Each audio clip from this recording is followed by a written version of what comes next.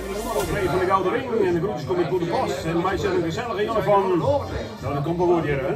Het is een traditie aan het eind van het jaar in Noordoost-Friesland. De radiomarathons binnen wel los. De laatste weken van het jaar is daar de beste piratenhits. Nou ja, de laatste 2 weken van het jaar dan willen we graag natuurlijk de Vrije Piraten weer aan de boon hebben. Dus de meesten die willen er graag die jaren.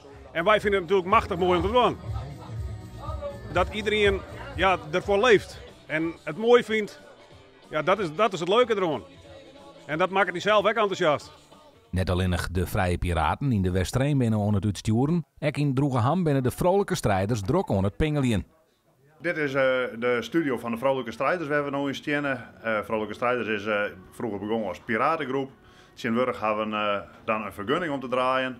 En dat is eigenlijk muziek uitsturen op de FM-baan, gewoon de radio die iedereen ontvangen kan. En dan hoofdzakelijk piratenhits, ouderwetse piratenhits.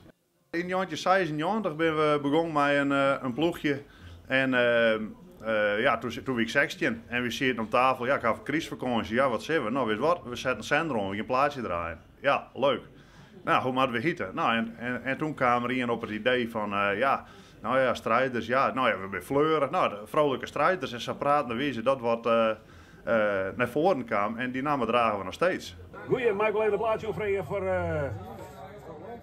voor Chuck, Kip en maar even hier van Romy. Nou, zie ik er ook een bij, even hier van Romy. Er wordt massaal afgestemd. En of het nou Romy is of Jannes, de harkers sturen volop verzoekjes. Nou, de eerste per 100 verzoekjes binnen we binnen, dus de hotline staat weer ramvol. Nou ja, Henk Wijn gaat door het natuurlijk altijd goed. Maar ik verwacht je echt wat van het doel is en tezamen met Klaas en Trines dit hier. Ik denk dat dat wel een topperke wordt. 31 december om 6 uur jongens, dan is het mooi, dan hebben we de aankondiging. Bedanken we iedereen en dan zeggen we tot volgend jaar.